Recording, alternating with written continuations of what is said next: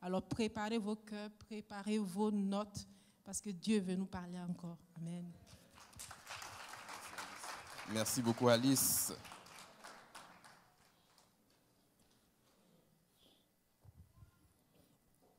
Est-ce que quelqu'un a déjà pris un cours de baptême avec Alice? Ok.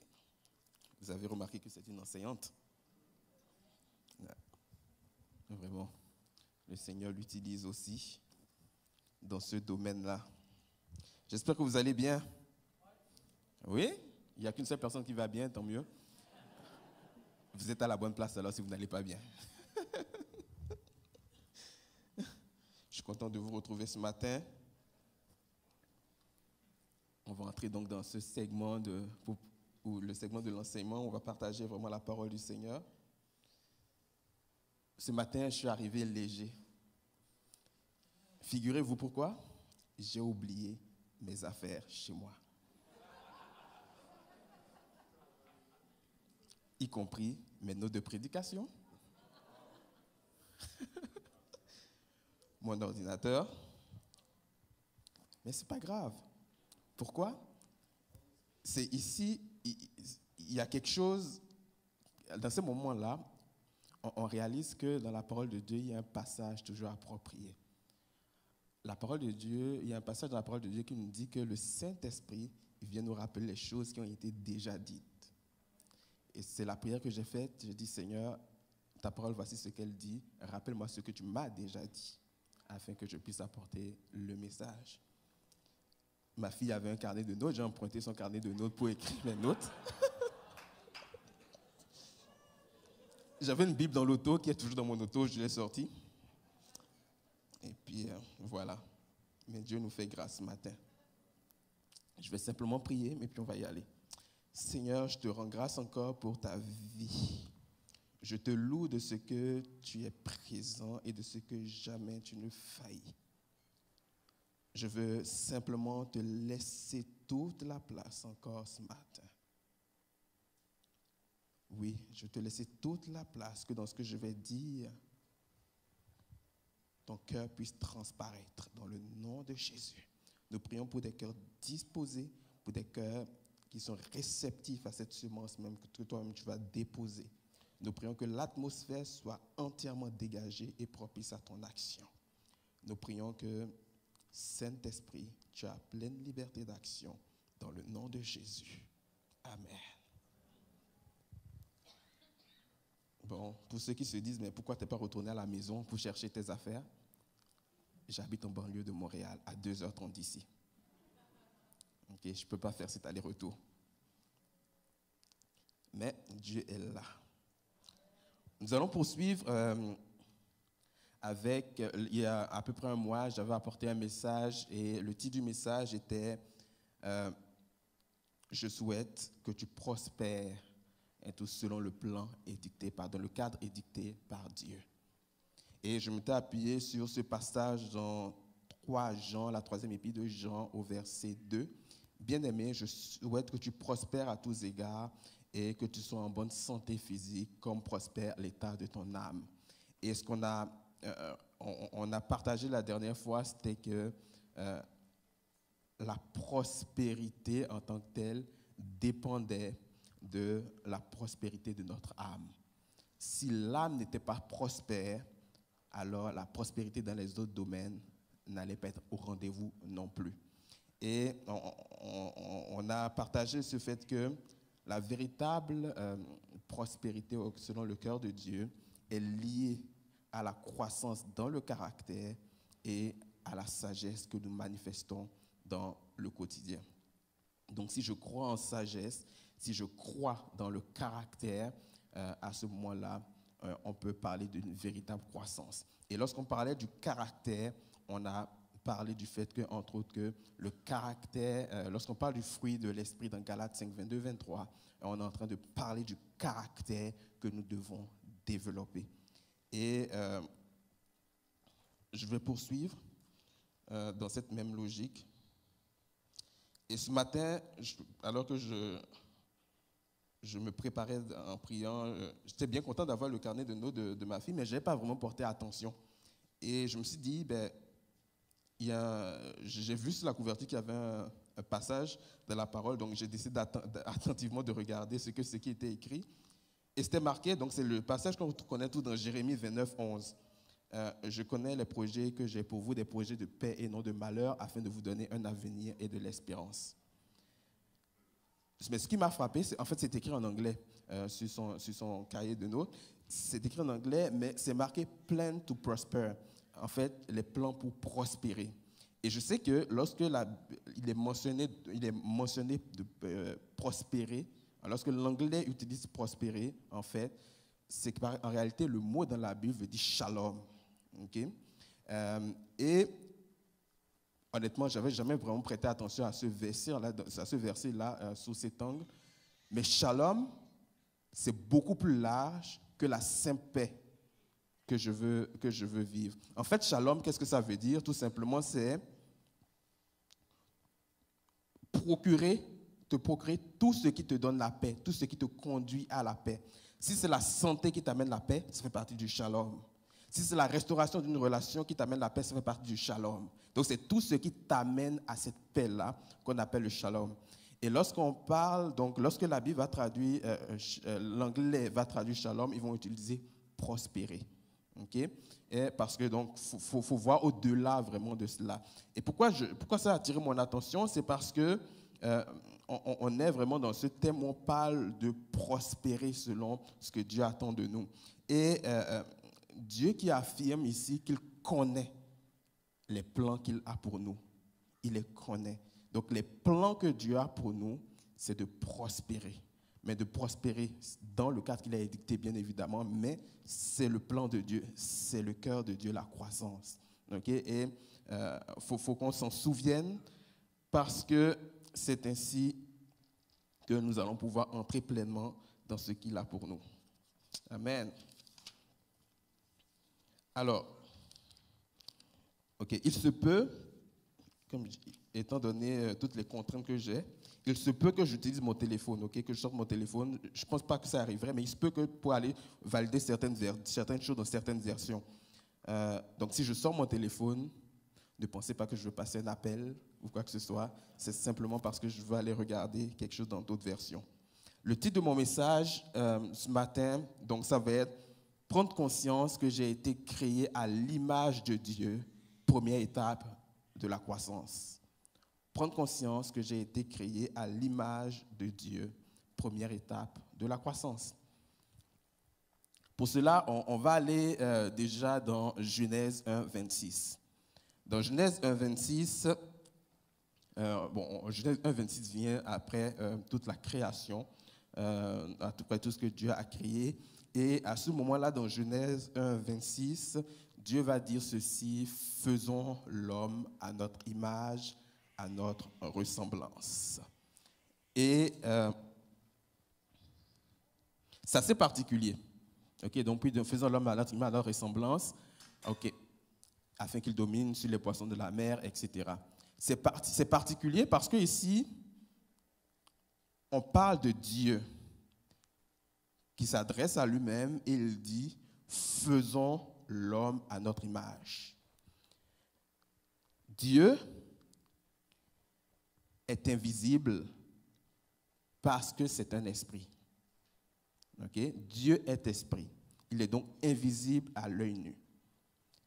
Mais il dit, faisons l'homme à notre image. Qu'est-ce que ça peut vouloir dire? Faisons l'homme à notre image, à notre ressemblance. Et l'image, c'est quoi? C'est une photocopie, c'est une représentation de quelque chose. Okay? C'est vraiment une photocopie, une représentation de quelque chose.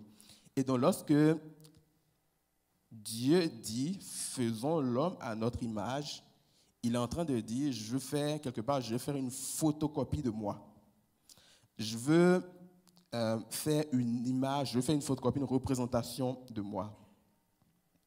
L'image, c'est d'abord une vue de l'esprit. Il faut que je conçoive les choses avant de pouvoir traduire ça pour qu'on puisse voir que c'est une image.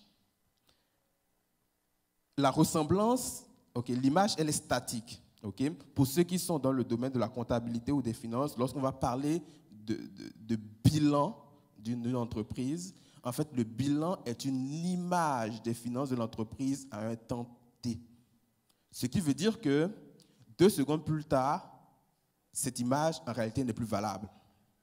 Parce que les choses ont peut-être changé dans l'entreprise 2 secondes plus tard, et donc l'image que j'ai vue n'est plus valable. Okay? Donc l'image, c'est une représentation à un moment donné, à un moment précis. Je vois et je dis, ah oui, voici ce qui est en ce moment-là. Et la ressemblance, elle va beaucoup plus loin. La ressemblance, en fait, elle va amener des comparaisons. Elle va amener des comparaisons dans les façons de faire, d'agir, etc. Okay? Donc, la ressemblance va beaucoup plus loin que l'image. Et dans la ressemblance, donc, ça va toucher des comparaisons sur la façon, par exemple, de parler, de s'exprimer, sur la façon de faire les choses. Et tout. Donc, on va dire, par exemple, que telle personne ressemble à telle autre parce qu'elles ont un processus décisionnel qui est assez semblable, une façon de penser qui est assez semblable. Donc, la ressemblance a donc fait ce lien-là de comparaison. Alors,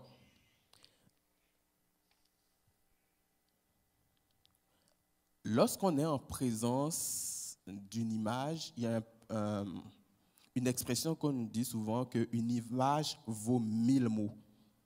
Ça veut dire que l'image est tellement parlante que je n'ai pas besoin d'argumenter. C'est assez clair.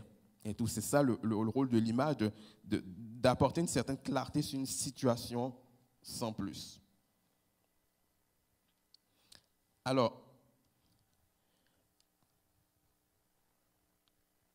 dans Genèse 1, 27,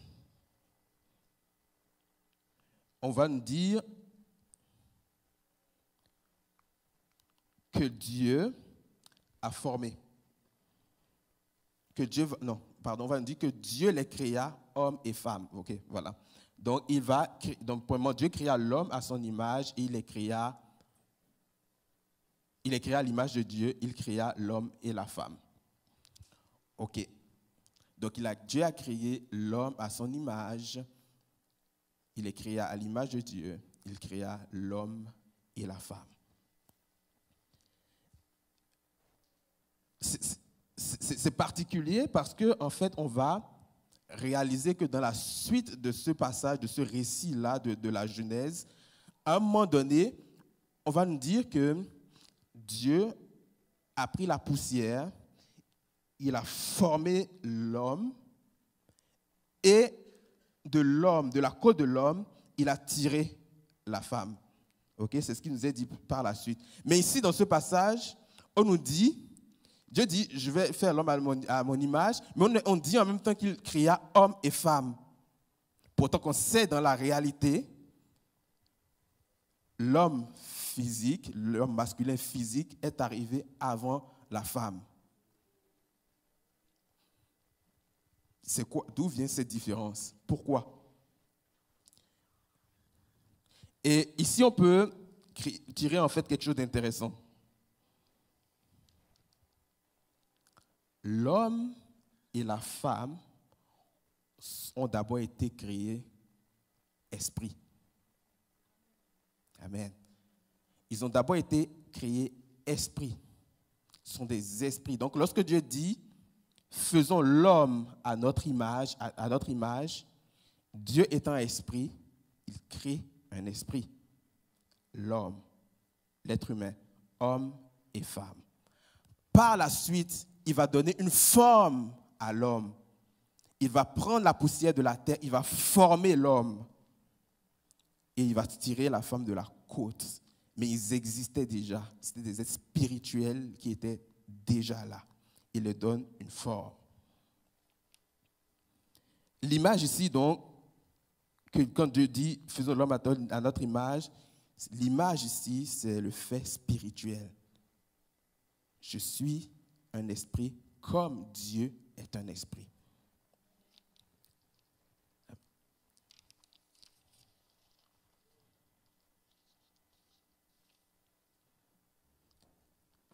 Et on voit un peu plus loin aussi dans le récit qu'à un moment donné, lorsque justement Dieu va donner une forme à l'homme, lorsqu'il va le façonner, on va nous dire ceci, que l'âme, qu'il va lui insuffler donc une âme, et donc il va lui faire le corps avec la poussière pour l'homme et à partir de la côte de la femme. On dit ici, c'est ainsi qu'il devient un être vivant. C'est ainsi qu'il devient un être vivant. Devenir. Pour devenir, ça veut dire qu'il faut que je parte d'un point, d'une origine pour devenir.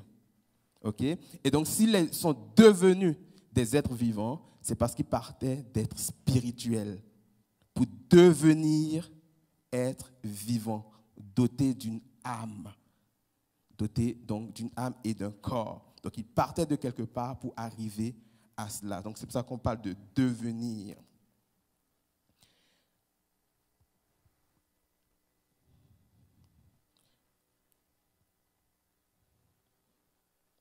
OK. Et à partir de ce moment-là, donc, Dieu va leur donner donc, ce rôle-là qui est donc, il va leur dire que vous devez exercer une certaine domination. OK?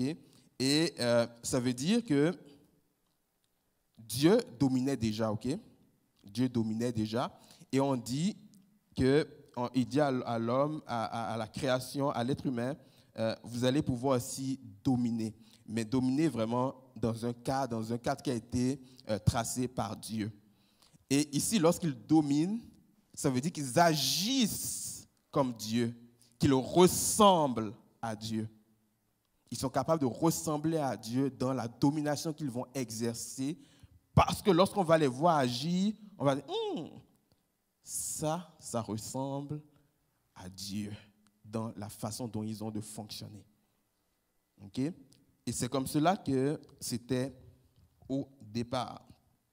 Donc, l'homme, l'être humain, a été créé pour être le reflet de Dieu, pour être l'image de Dieu, mais il a été créé aussi pour ressembler à Dieu dans la façon d'agir, de dominer, d'exercer la domination.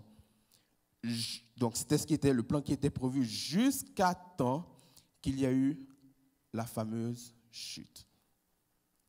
Et à ce moment, au moment de la chute, qu'est-ce qui s'est passé? C'est que l'esprit est devenu mort. L'esprit de l'homme, de l'être vivant, est devenu mort. C'est devenu une personne qui est désormais conduite par ses âmes, par son âme et son corps. Il n'y a plus d'esprit en tant que tel. Et donc, s'il n'y a plus d'esprit dans cet homme, après la chute, c'est que l'image de Dieu n'est plus présente en lui, en cet homme, en cette femme, parce qu'il y a eu la chute.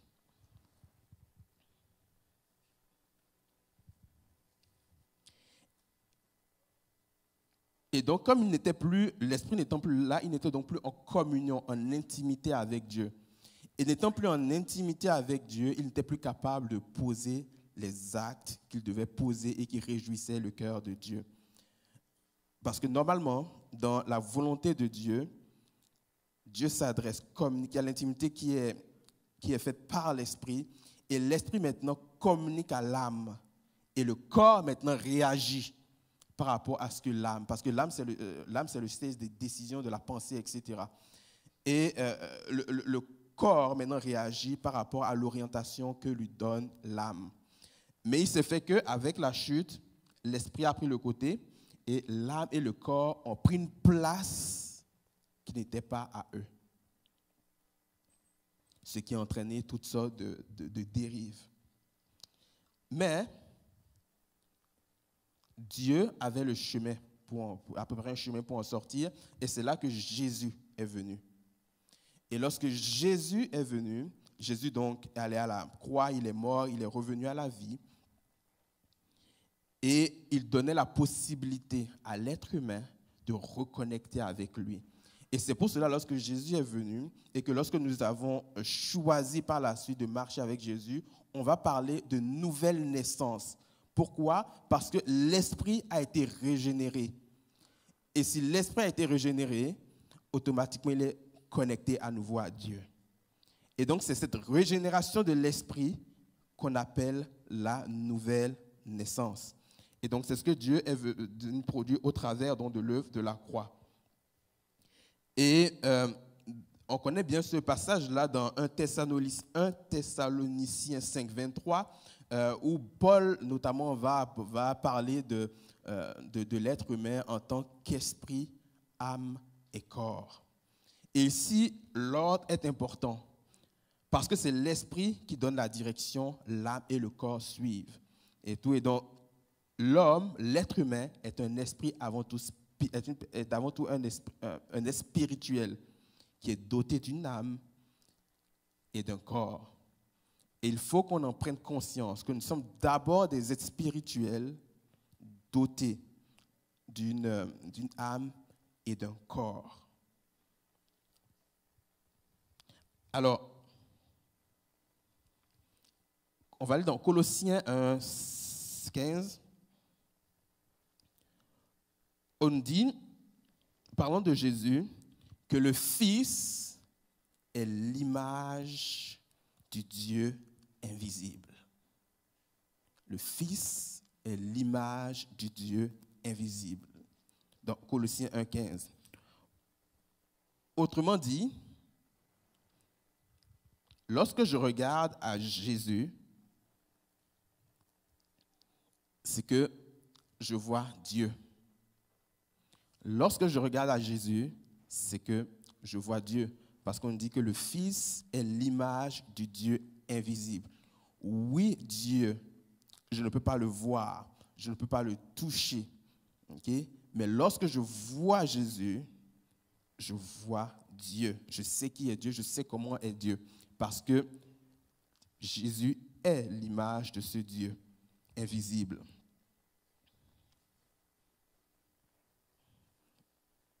Et dans Jean 14, 9, il est dit, à un moment donné, Jésus va dire, répondant à Philippe, que celui qui m'a vu a vu le Père. Okay? Jésus était surpris parce que Philippe avait une réaction et il disait, mais montre-nous juste le Père et puis voilà. Je ne parle pas de notre Philippe à nous. Notre Philippe à nous, qui est en arrière, il sait exactement que si celui qui a vu Jésus a vu le Père. Vous avez remarqué que Philippe est toujours fidèle au poste. Moi, je ne l'ai jamais vu s'asseoir ici dans les bancs, dans l'assemblée directement. Toujours fidèle au poste, en train de servir à l'arrière. Toujours. Merci Philippe. Donc, je ne parle pas de ce Philippe, je parle du disciple. Alors, Jésus lui dit, ok, donc que celui qui a vu le Père. Pourquoi? Parce que tout simplement, Jésus était animé de l'Esprit de Dieu. Ok? Et donc, animé de l'Esprit de Dieu, il reflétait l'image de ce Dieu qui est invisible. Il reflétait l'image du Père. Et une question que j'ai envie de nous lancer ce matin, c'est, avons-nous conscience que Christ est l'image de Dieu? Est-ce que nous le réalisons pleinement, que Christ est l'image de Dieu? Dans Hébreux 1, au verset 3, on va nous dire que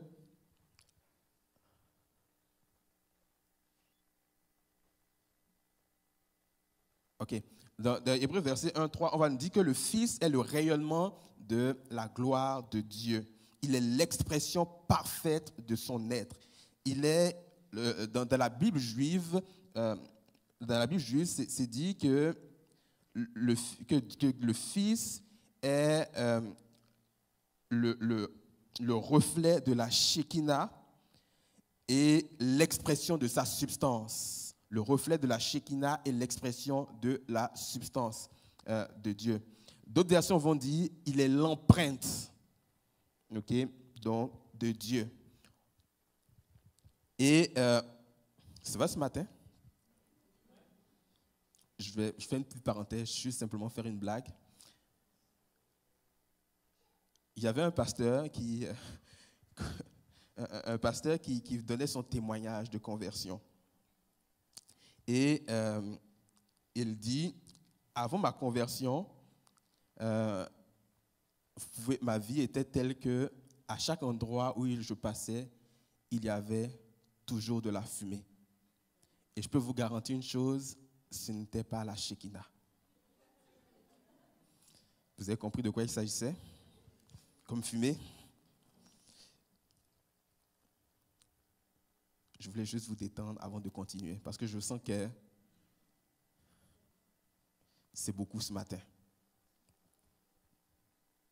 Est-ce que ça va? Oui, ça va, merci. Alors, ici, lorsqu'on parle de la Shekinah, on parle vraiment de la gloire de Dieu. Shekinah veut dire gloire, et c'est une gloire qui est indescriptible. Et donc, on nous dit ici que le Fils donc, est le rayonnement de la gloire de Dieu, l'expression parfaite de sa substance, ou alors le reflet de la Shekinah est l'expression de sa substance. D'autres versions, comme je dis, vont parler de l'empreinte de la personne de Dieu. Et je l'avais dit la dernière fois, lorsque Jésus était sur cette terre, il était reconnu particulièrement pour son caractère qui se démarquait de la plupart de ses contemporains. Jésus n'agissait pas de la même façon que ceux qui l'entouraient. Donc Jésus était quelqu'un qui était plein d'amour, de joie, de paix, de bonté, de bienveillance, rempli de foi, quelqu'un qui savait se maîtriser. Il était rempli de patience. Il était vraiment un homme qui tout simplement manifestait le fruit de l'esprit tel qu'il est, il est marqué dans Galates 5, 22, 23. Alors, plusieurs vont se dire, ouais, mais jusqu'à présent, tu nous parles de Jésus qui est l'image de Dieu. Nous avons été créés à l'image de Dieu. Mais ça a quoi avec la croissance? Ça a quoi avec la croissance? Évidemment, c'est une question qui est légitime. Et c'est ce qu'on va voir, ce que ça a à voir avec la croissance. Il est rare que j'utilise un Larousse ou un Robert, peu importe, un dictionnaire de la langue française lorsque je prépare un message. J'ai décidé, je ne sais pas pourquoi, mais en tout cas, j'ai lu la définition du mot caractère dans le Larousse et j'ai été assez surpris de la définition. Ça vient premièrement du mot latin caractère ou du grec caractère et ça veut dire une empreinte ou une marque distinctive qui se définit, et ça peut se définir. Bon, donc ça veut dire caractère ou marque distinctive, et ça se définit comme un ensemble de dispositions affectives constantes selon lesquelles un sujet réagit à son milieu. Okay, donc ça c'est la définition du caractère tel qu'elle dans le Larousse. Donc on comprend donc que le caractère en fait il transparaît donc dans les relations ou les rapports qu'on a avec les autres. Donc, je lisais ça. J'ai trouvé ça assez surprenant, l'origine, en fait, de ce mot, donc caractère en grec. Parce qu'en réalité, lorsqu'on va parler de Jésus dans Hébreux 1.3, comme étant l'expression de l'être, comme étant l'expression de la substance, comme étant l'empreinte, le mot utilisé, c'est caractère. Dans le grec, caractère. Et donc, ce que je comprends, c'est que lorsqu'on parle de Jésus comme étant l'expression de la personne de Dieu, ça veut dire, puisque c'est le mot caractère, ça veut dire en fait qu'on fait référence aussi au fait que le fruit de l'esprit est visible. On fait référence au fait que le fruit de l'esprit est visible. Parce que vous vous souvenez qu'on avait dit il y a quelques semaines, tous les caractères du fruit, toutes les facettes du fruit de l'esprit sont le caractère. sont le caractère. Et donc, lorsqu'on fait référence dans ce passage-là, on est en train de dire simplement que lorsque nous voyons Jésus, nous voyons le caractère de Dieu. Lorsque je vois Jésus, lorsque je prends une image de Jésus à un moment donné, je suis en train de voir le caractère de Dieu. Je suis en train de voir le fruit de l'esprit. Je suis en train de voir, donc j'ai cette image-là de Dieu à ce moment-là. Et lorsque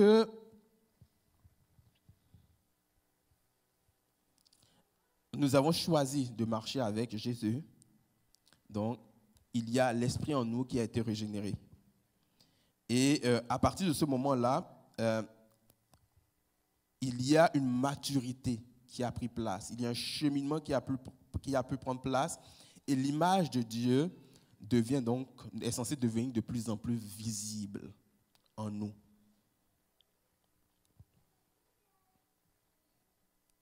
Vous savez,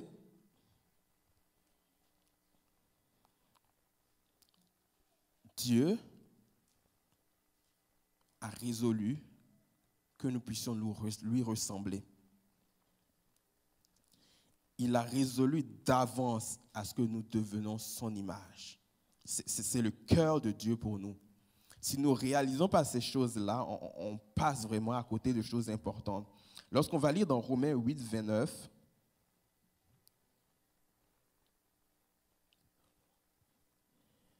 donc, dans ce passage, on nous dit donc que Dieu, lui, est résolu. Il a choisi de faire de nous des personnes qui sont semblables à l'image de son Fils.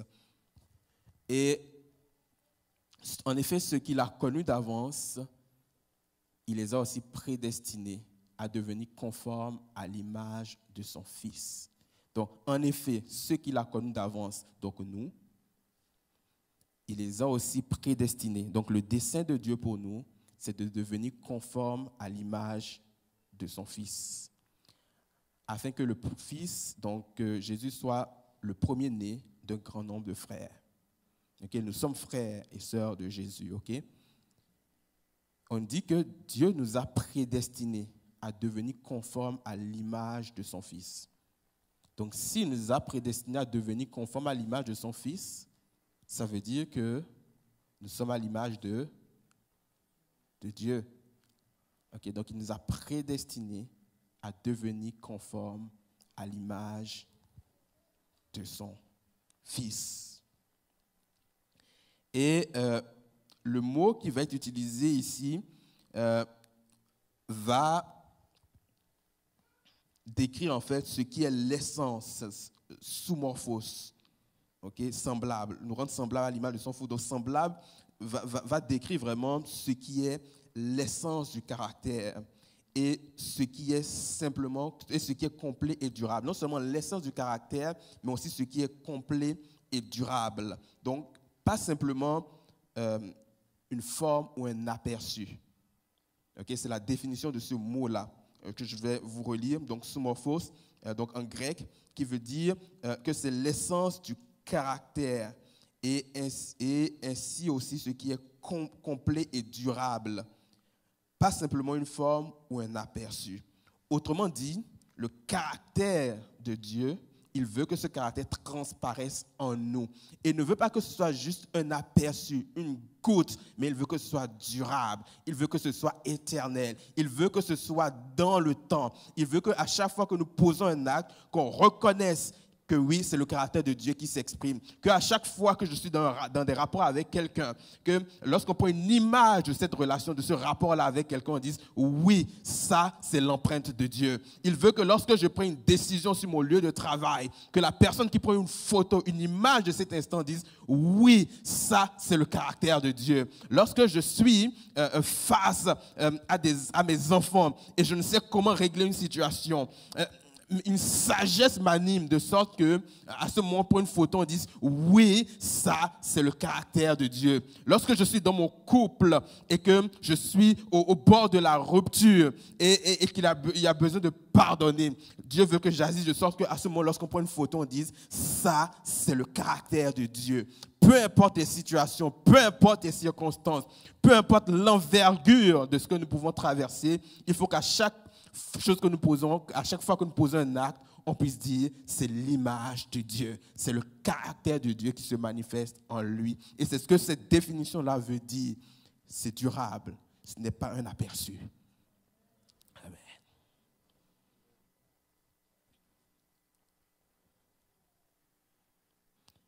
Le projet de Dieu pour nous, c'est que nous ne serons pas seulement un aperçu de qui il est, mais que nous soyons une image complète et durable de ce que Dieu est. Il faut qu'en tout temps, en toutes circonstances, ce qu'on voit s'exprimer en nous soit le caractère de Dieu.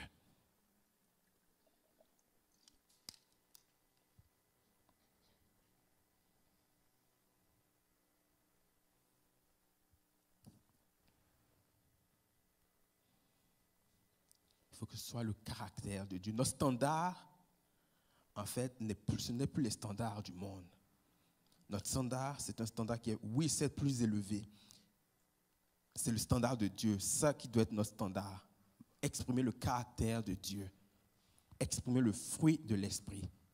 Par la grâce de Dieu, on va entrer dans tout ce qui est le fruit de l'esprit dans les prochaines semaines. Mais il faut que ce soit notre standard. Il faut que ce soit ce à quoi nous aspirons, que nous exprimons à chaque fois. C'est ça, le standard de Dieu. Et justement,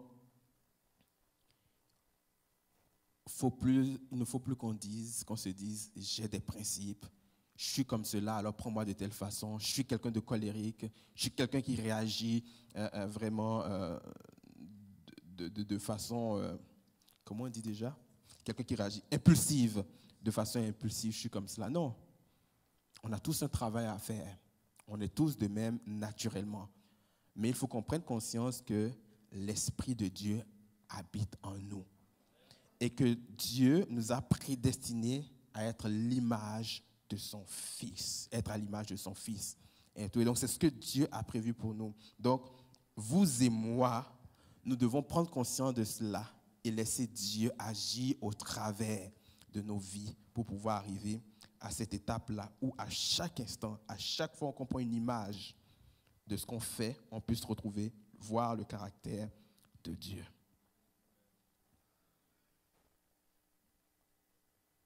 Vous savez, un passage dans la parole de Dieu va nous dire que l'esprit qui était en Jésus habite en nous, que l'esprit qui a ressuscité Christ de la mort est le même esprit qui habite en nous. L'Esprit de Dieu est en nous. Il faut qu'on en soit conscient au quotidien. Si ça, on a des doutes sur ça, on ne peut pas aller bien loin parce que c'est l'Esprit qui opère en nous des choses. C'est l'Esprit qui fait en sorte que ce que nous sommes reflète véritablement Christ. Il faut qu'on ait conscience de ces choses-là.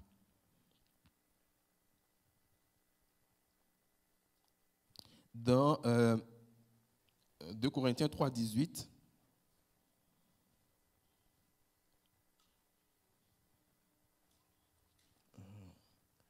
On va attendre que ça s'affiche. OK. Vous connaissez ce passage? Nous tous qui, sans voile sur le visage, contemplons comme dans un miroir la gloire du Seigneur, nous sommes transformés à son image, de gloire en gloire, par l'Esprit du Seigneur. Amen. On va regarder un petit peu ce passage. Nous tous qui sans voile sur le visage, ça fait référence à quoi? Si vous allez, vous lisez les passages avant, c'est intéressant parce que on parle en fait de la compréhension qu'ont les gens de la parole. OK? Et l'apôtre Paul va dire que des gens lisent la parole et ils ne comprennent rien parce qu'il y a un voile sur leurs yeux. Mais qu'en Christ, ce voile est ôté. Amen. Ce qui veut dire qu'en fait, lorsqu'on parle ici de nous qui sans voile sur le visage, ça veut dire que nous avons accès à la compréhension de la parole. Nous avons accès à la compréhension de la parole parce que le voile est ôté en Christ. Okay? Donc, nous avons accès à la compréhension de la parole. Et ceux-là qui ont accès à la compréhension de la parole donc, peuvent contempler, comme dans un miroir, à la gloire du Seigneur. Ils peuvent être transformés à son image. Et ici, il faut comprendre que lorsque le voile est ôté, donc on a accès aux profondeurs de la parole. On a accès à la compréhension des mystères de Dieu. Et lorsqu'on parle, en fait, lorsqu'on parle même de mystère de la parole, pour nous, il n'y a plus de mystère. Parce que le voile est ôté. Et lorsque je me plonge dans la parole de Dieu, lorsque je m'arrête, lorsque je la médite, il y a une compréhension, il y a une intelligence qui m'est communiquée, il y a une sagesse qui me permet de comprendre ce qui a été écrit dans la parole. Je saisis ce que Dieu veut me communiquer. C'est ça le voile qui est ôté. Et il faut qu'on réalise que nous avons cette capacité-là de comprendre les choses de la parole. Si pour moi, jusqu'à présent, j'avais de la difficulté à comprendre la parole de Dieu, simplement rappeler ces paroles-là, les proclamer, Seigneur, désormais, il y a le voile de mon visage qui a été ôté parce que je suis en Christ. Alors que je me plonge dans ta parole, la compréhension est en moi désormais. Et vous allez voir, Dieu va mettre en lumière certaines choses. Dieu va vous parler de façon spécifique en lisant la parole. Vous savez, la parole là, c'est capital. C'est capital pour nous parce que c'est la parole qui transforme. C'est la parole qui nous montre le cœur de Dieu. C'est la parole qui nous dit ce que nous avons en Christ également. C'est la parole qui met en lumière les œuvres qui ont été préparées d'avance pour nous. Donc, on a besoin de la parole pour pouvoir avancer. Malheureusement, en tant que chrétien, ce qu'on va faire, c'est qu'on va se contenter de certaines choses qui nous arrangent, plutôt que de laisser à la parole le souhait de nous transformer véritablement de l'intérieur vers l'extérieur. Et la parole a vraiment cette capacité-là. Elle a le pouvoir de transformer. Parce que la parole, c'est Dieu qui se commet vis-à-vis de nous. C'est Dieu qui nous parle et comme on sait que sa parole ne retourne pas à lui sans effet, alors qu'il nous parle, il permet que nous la saisissions et que nous la voyons s'accomplir. C'est ça le rôle de la parole. Alors, je peux passer 24 heures sur 24 dans la prière et c'est bien. Mais si je ne prends pas le temps de méditer la parole, si je ne prends pas le temps de laisser la parole s'asseoir en moi, la transformation ne va pas venir. Il faut que la parole, la prière ait leur place dans ma vie. Si je veux lire la parole sans l'Esprit de Dieu, il y a une compréhension que je ne peux pas avoir. Et c'est l'Esprit de Dieu qui va prendre aussi la parole et qui va me conduire à être transformé. Parce que si je regarde honnêtement ma vie, en tout cas moi, si je regarde ma vie, peut-être pas pour vous, je réalise qu'il y a tellement de domaines dans lesquels je dois travailler et c'est impossible pour moi d'y arriver. Mais le Saint-Esprit, ce qu'il va faire, c'est qu'il va nous amener un pas à la fois dans le domaine qui doit être travaillé à chaque moment, à chaque instant. Et tout. Sinon, si je regarde ma propre vie, je regarde ma propre vie, je peux être découragé et me dire, il y a tellement de choses à travailler que c'est impossible. Mais non, c'est le rôle du Saint-Esprit de m'y conduire. Et tout, c'est le rôle du Saint-Esprit de m'accorder la révélation de la parole afin que je sois éclairé et afin que je puisse marcher dans la victoire. C'est la place du Saint-Esprit. Donc, la prière a sa place. Le Saint-Esprit a un rôle central. La parole a une place importante. C'est parce que c'est même en méditant la parole, en m'appuyant sur la parole, je saurai comment prier.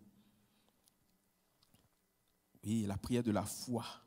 La prière de la foi, elle s'appuie sur la parole. Parce que la foi vient de ce que l'on entend et ce que l'on entend vient de la parole de Christ. Okay? Donc la prière s'appuie aussi sur la parole. Donc si je ne connais pas la parole, comment vais-je prier de la façon la plus adéquate? Comment je vais pouvoir prendre des victoires?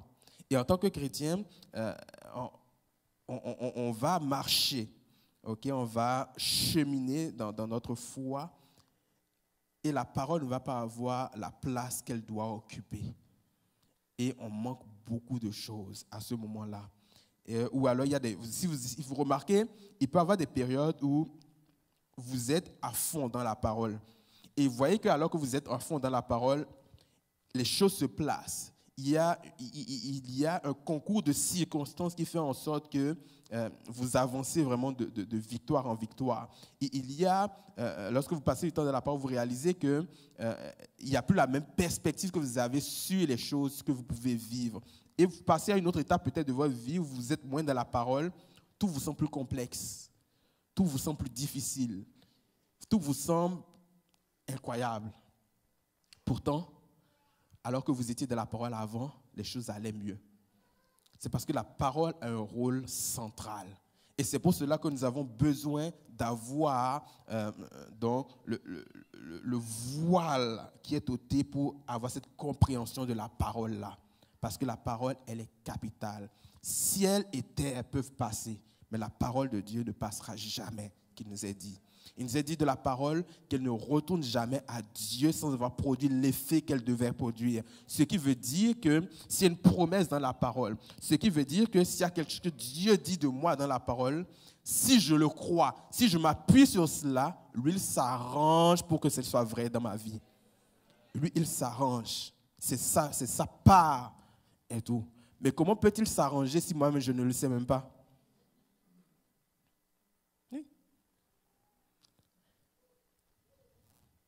Pardonnez afin que vous soyez vous-même pardonnés. Pardonnez, par exemple, afin que vous soyez vous-même pardonnés.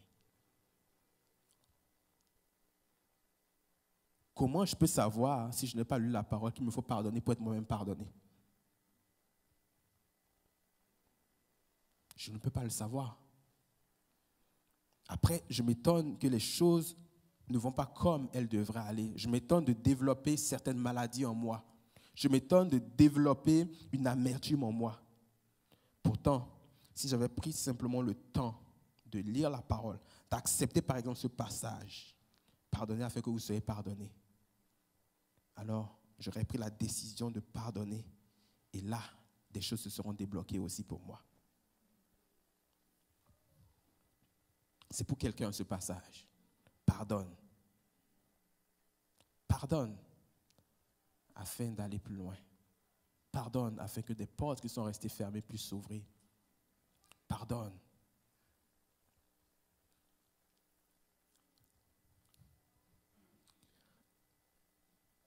C'est dans Jacques, il y a un passage qui nous dit ceci, que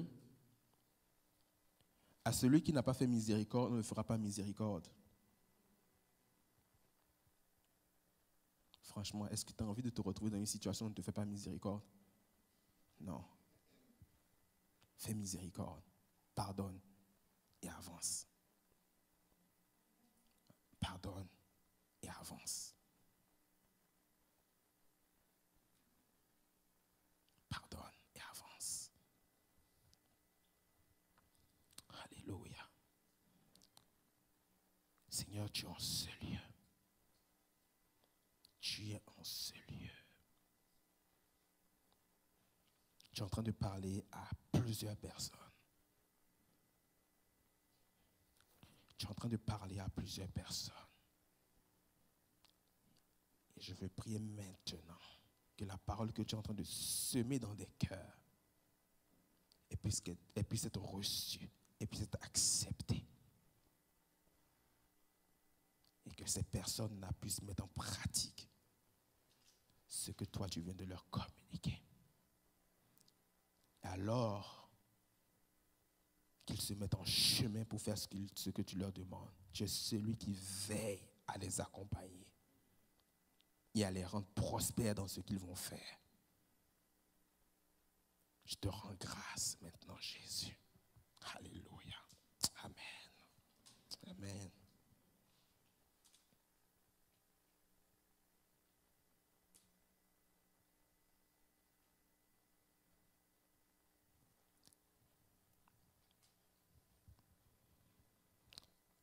Alors,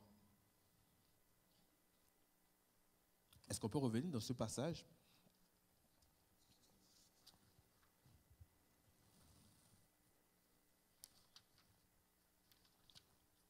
Le passage de 2 Corinthiens 3, 18.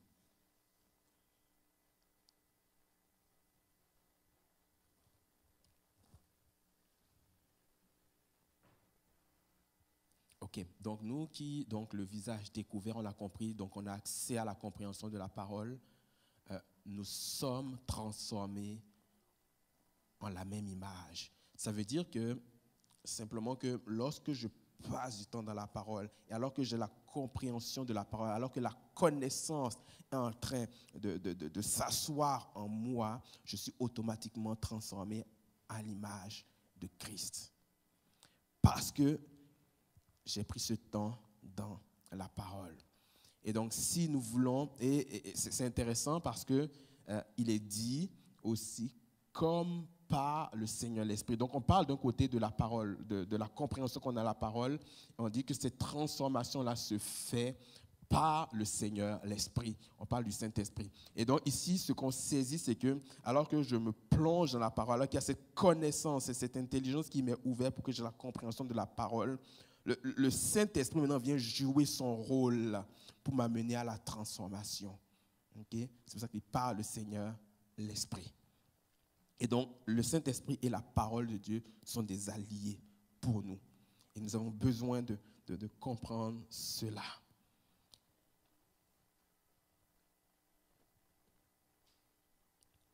Et on va aller dans Colossiens 3:10. Colossiens 3:10.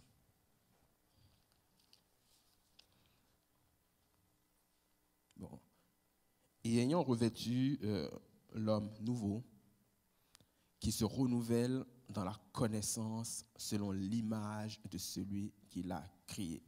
Et ayant revêtu l'homme nouveau, qui se renouvelle dans la connaissance selon l'image de celui qui l'a créé.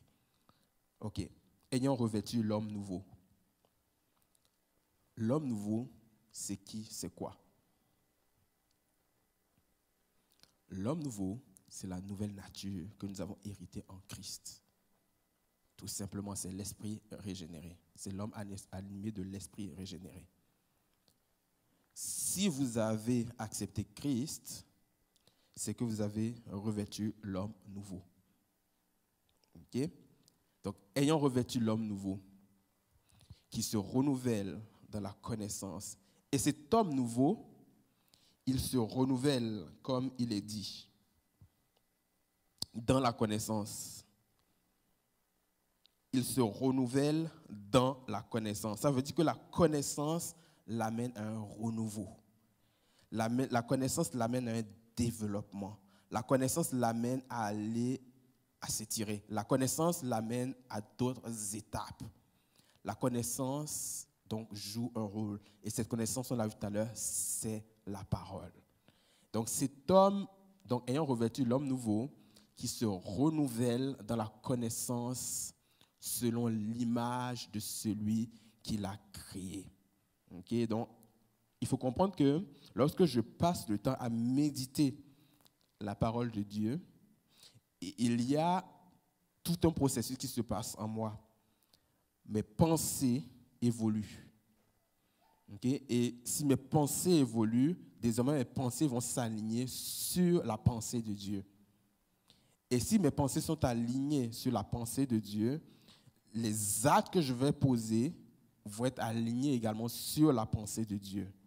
Okay? Parce que les actes proviennent de nos pensées. C'est parce que j'ai pensé quelque chose, c'est parce que j'ai nourri quelque chose en moi que je vais poser des actes qui sont en lien avec ce que j'ai pensé en moi. Okay? Il faut que je pense, que je réfléchisse pour pouvoir poser un acte.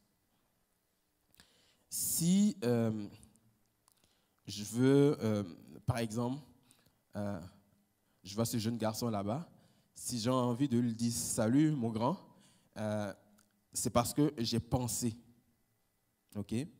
J'ai pensé et je l'ai dit, je l'ai exprimé. Mais on a tendance à penser de la mauvaise façon, bien souvent, parce que toute notre vie durant, nous n'avons pas pensé de la bonne façon. Parce que l'âme prédominait dans nos décisions. L'âme a accepté la façon de fonctionner de l'environnement et s'est adapté à son environnement. Et donc, ce qui était acceptable aux yeux du monde ou à mes propres yeux, mais qui n'était pas acceptable aux yeux de Dieu, c'est selon ce mode de pensée-là que j'ai fonctionné toute ma vie. Étant donné que j'ai fonctionné selon ce mode de pensée toute ma vie, il faut maintenant que je rééquilibre les choses et que l'esprit prenne le contrôle et communique la pensée, la direction à l'âme. Mais sauf que pour pouvoir arriver à cette étape, il faut que je plonge mes regards dans la parole. Parce que lorsque je plonge des regards dans la parole, l'homme nouveau que je suis devenu se renouvelle, il se fortifie, il grandit, il s'affermit. Et à ce moment-là, il est capable de communiquer à l'âme, à mes pensées, et de dire, ce que tu t'apprêtais à faire ici, oui, le monde l'accepte, mais ce n'est pas le standard de Dieu. Alors, change ce que tu t'apprêtais à faire ou dire. C'est ça le rôle de l'esprit, parce que la parole a agi. Tu t'apprêtais à dire quelque chose, à réagir, à avoir une certaine réaction. Et tout parce que l'âme a été habituée à réagir sur le fait, a été habituée à réagir à vif, à chaud. Tu fais quelque chose, je te réponds immédiatement. C'est acceptable dans notre société. Mais à ce moment-là, parce que tu as pris le temps de méditer la parole de Dieu, il y a un passage qui te remonte. Oh, tu te dis, waouh, oh Seigneur, tu me demandes de me maîtriser. Ouf! Oh Saint-Esprit, tu me demandes de me maîtriser. C'est ce que ta parole dit. Tu laisses asseoir en toi cette vérité. Et tu dis à ton âme, maîtrise-toi. Et là, tu ne réagis pas à chaud. Mais ce n'est pas un processus qui est facile. J'en conviens avec vous. Mais vous savez pourquoi on n'est pas rendu dans cette facilité-là? Et je me parle à moi-même. C'est parce qu'on ne passe pas le temps qu'il faut dans la parole pour la méditer convenablement et accepter ce qui est dit.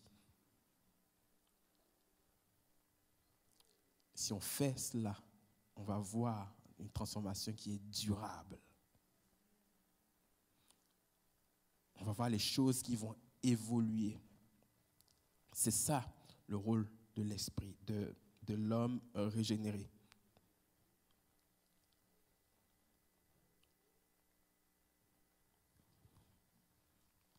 Mon passage a été enlevé, hein? Colossiens 3:10. Vous êtes pressés? Merci.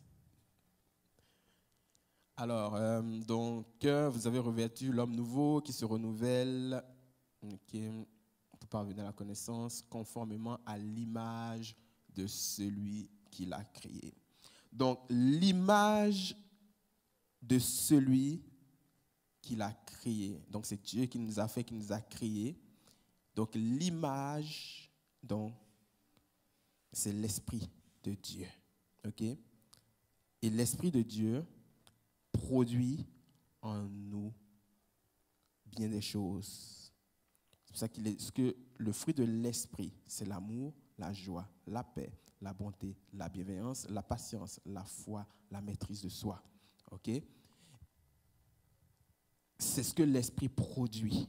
Okay? C'est ce que l'image de Dieu. Lorsqu'on va prendre une image de notre intenté, il faut qu'on voit cette caractéristique-là qui se manifeste, qui transparaît.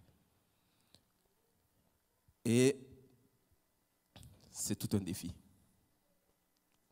C'est tout un défi, mais nous avons la parole qui est là pour nous équiper en ce sens. Alléluia.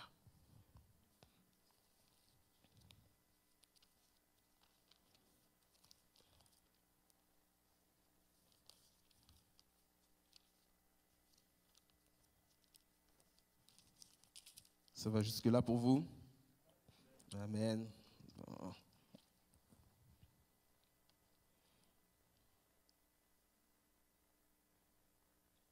Je sais que j'avais la dernière fois regardé avec vous le psaume 1. J'aimerais encore prendre le temps un petit peu de regarder le psaume 1. Parce que le psaume 1 nous montre aussi les bienfaits de la parole. Et dans le verset 3, donc celui qui trouve son plaisir dans la loi du Seigneur, donc dans le verset 3, on dit qu'il est comme un arbre planté près des cours d'eau qui donne son fruit en son temps et dont le feuillage ne se flétrit pas, tout ce qu'il fait réussit. Il est comme un arbre qui est planté près d'un cours d'eau. Vous savez, on parle de celui qui passe du temps dans la parole, qui est comme un arbre planté d'un cours d'eau. Vous savez, les arbres, ils ont besoin d'eau pour se développer. Ils ont besoin d'eau pour croître, pour grandir. Ils ont besoin d'eau pour être en santé. Et sans eau, ils vont dépérir. Donc, on va voir donc justement le feuillage qui va dépérir, qui va s'assécher parce qu'il n'y a pas d'eau. Est-ce que vous savez que les racines des arbres peuvent s'allonger à la recherche d'eau quand dans un endroit il n'y a pas d'eau? Ces racines s'allongent et elles vont vers la source d'eau. Okay? Et lorsque vous regardez ici dans ce passage, l'image première qu'on va avoir, c'est l'image d'un fleuve, d'un cours d'eau qui est visible. D'un cours d'eau qui est visible, un fleuve, un lac, peu importe. Mais savez-vous que la grande majorité des cours d'eau ne sont pas visibles à l'œil nu? Est-ce que vous le savez? Parce qu'ils sont souterrains. La grande majorité de l'eau sur cette terre est souterraine. Et c'est pour cela justement que les racines sont en dessous de la terre. Ce qui intéresse là, en réalité, ce n'est pas l'eau qui est visible devant nous, qui semble évidente. Si oui, ça peut contribuer aussi à son bien-être, mais ce qui l'intéresse, c'est l'eau d'en bas. L'eau qui est au fond.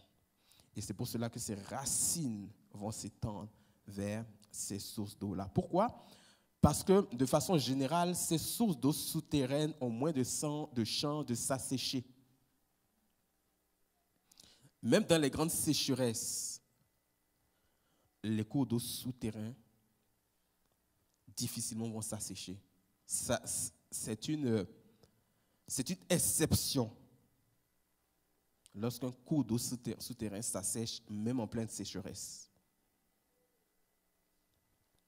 Et donc, ce qu'on retient ici, c'est que lorsque je me tiens dans la parole, lorsque je vais dans les profondeurs de la parole, j'ai tout ce qui m'est nécessaire pour pouvoir croître, pour pouvoir m'affermir, pour pouvoir être en santé. Et peu importe les tempêtes qui vont se lever, comme la sécheresse qui peut se lever, ma nourriture est assurée. Ce qui me fortifie est assuré. Ce qui me permet de passer dans l'épreuve est assuré. Ce qui me permet de tenir ferme est assuré parce que mes racines sont dans la parole. Parce que je demeure dans la parole.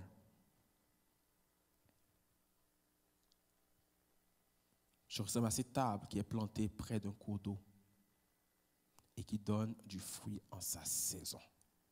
Le fruit, il transparaît à un moment donné. Ce n'est pas en tout temps qu'il y a du fruit, mais il y a une saison pour le fruit. Et son feuillage ne se flétrit pas. Donc ça, c'est la santé. C'est la santé, c'est gage de santé. Ça veut dire que ce dont il a été nourri fait en sorte qu'il est pleinement en santé. il y a une assurance pour nous que lorsque je me plonge dans la parole, il y a une santé divine qui est pour moi. Une santé divine que je peux acquérir.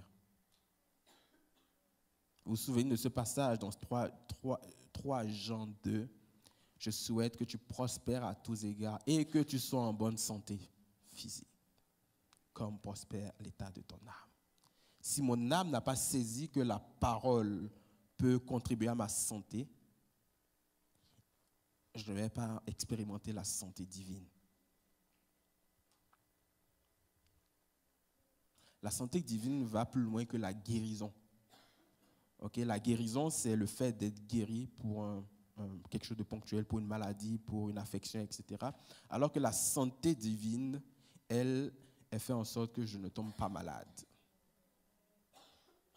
Que tout virus soit repoussé. C'est la santé divine. C'est la différence entre les deux. Alors, il ressemble à un arbre planté près d'un cours d'eau. Il donne son fruit en sa saison. Je veux nous encourager à être comme ces arbres-là qui sont plantés près d'un cours d'eau.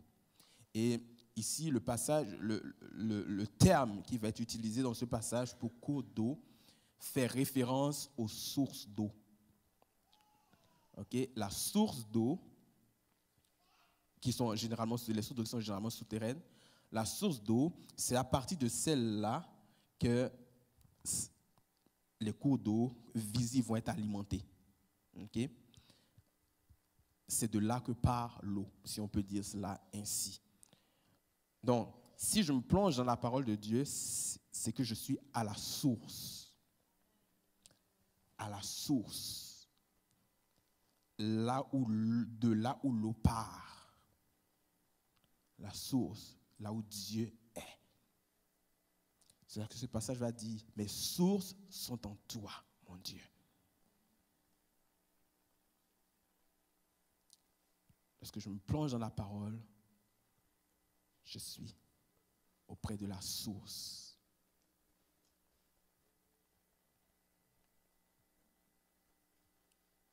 Alors, c'est une interpellation pour nous ce matin. Il faut qu'on prenne la parole en considération.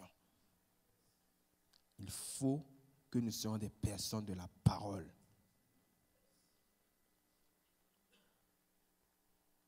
Il faut que la parole soit dans notre quotidien, dans chaque circonstance. Une sagesse qui émane de la parole, qui nous permet même sur nos lieux de travail d'exceller.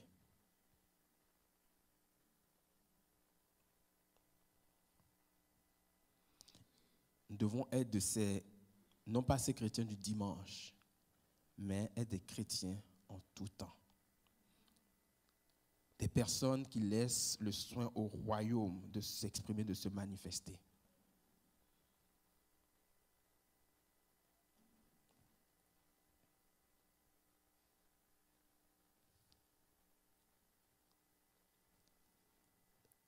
Nous avons besoin d'aller plus loin dans l'intimité avec Dieu.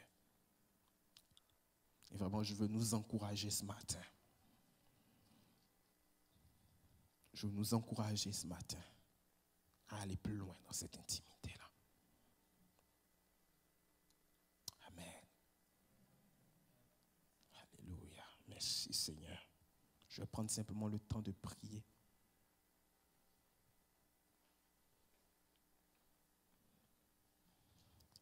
Oh Saint-Esprit, tu es là.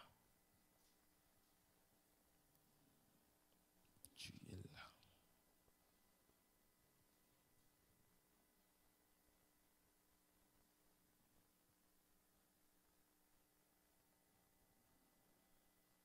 Tu es là.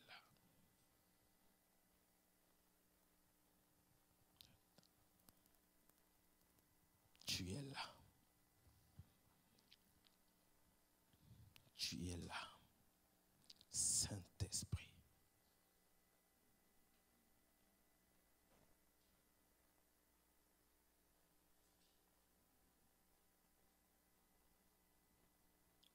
douce présence est là.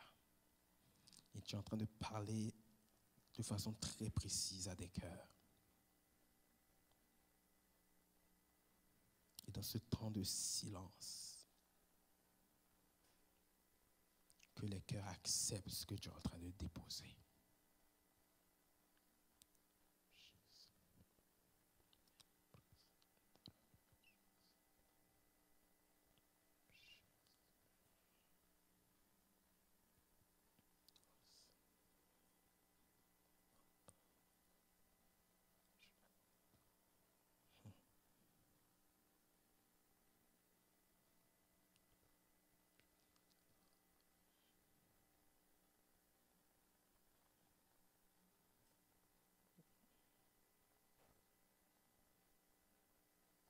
La parole est en train de pénétrer certains cœurs en ce moment. Recevez simplement, avec simplicité. Laissez cette parole agir en vous.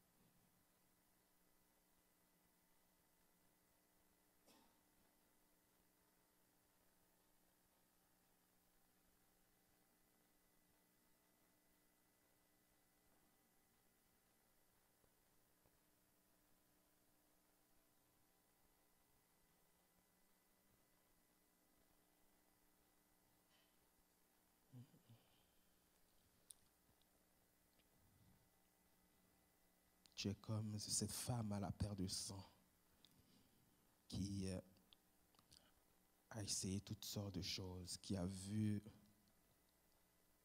toutes sortes de médecins, de spécialistes.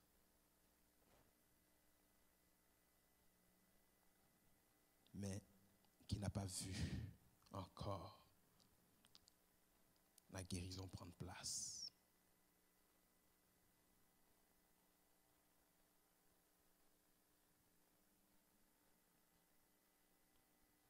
Alors, le Seigneur te dit, comme cette femme, mets ta confiance en moi.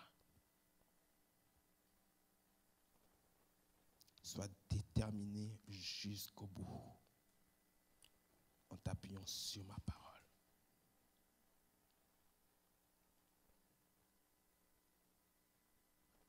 Cette femme a dû passer outre ce à quoi la société s'attendait d'elle. Normalement, elle n'aurait pas dû être dans la foule alors qu'elle avait ses pertes de sang. Encore moins toucher Jésus. Mais elle allait au-delà de ce que le monde trouvait acceptable. Elle allait au-delà des prescriptions qui parfois nous limitent. Pour dire, je veux toucher le bord de son vêtement. Parce que lui, il est la vie. Alors je veux simplement t'encourager à ne pas regarder à ce qui se dit, ce qui est admis. Et à simplement sortir de ta zone de confort selon ce que le Seigneur, selon la façon dont le Seigneur te conduit. Car alors qu'il te conduit,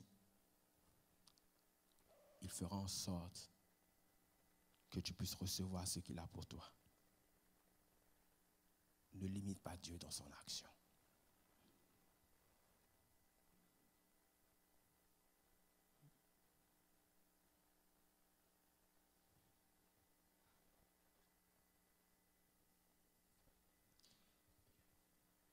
Jésus.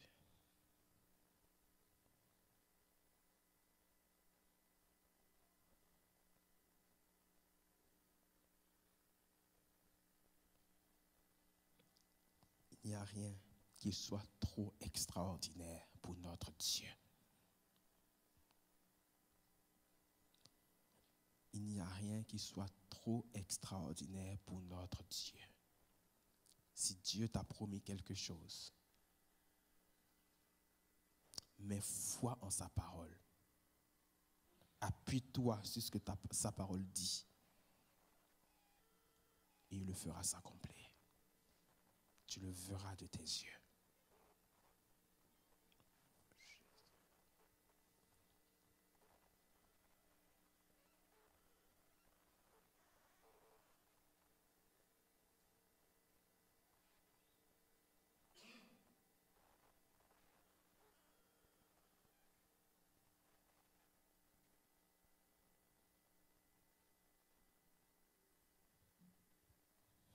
Seigneur.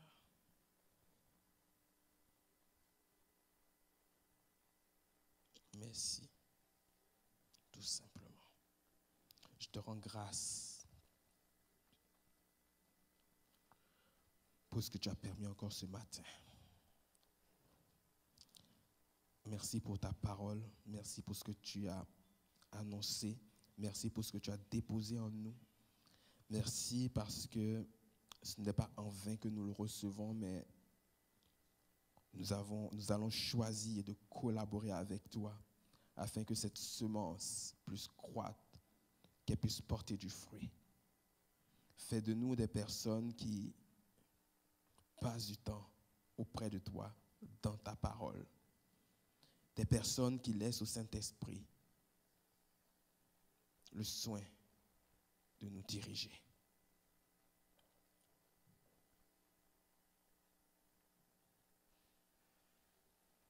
On ne veut pas nous limiter par nous-mêmes. Mais on veut être conduit par ton esprit, par ta parole, afin d'accomplir pleinement ce que toi, tu as prévu. Merci Seigneur pour chacun d'entre nous. Dans le nom de Jésus, je prie que ce qui a été semé ne soit pas dérobé, mais que ce soit gardé, que ce soit entretenu. Dans le nom de Jésus. Amen.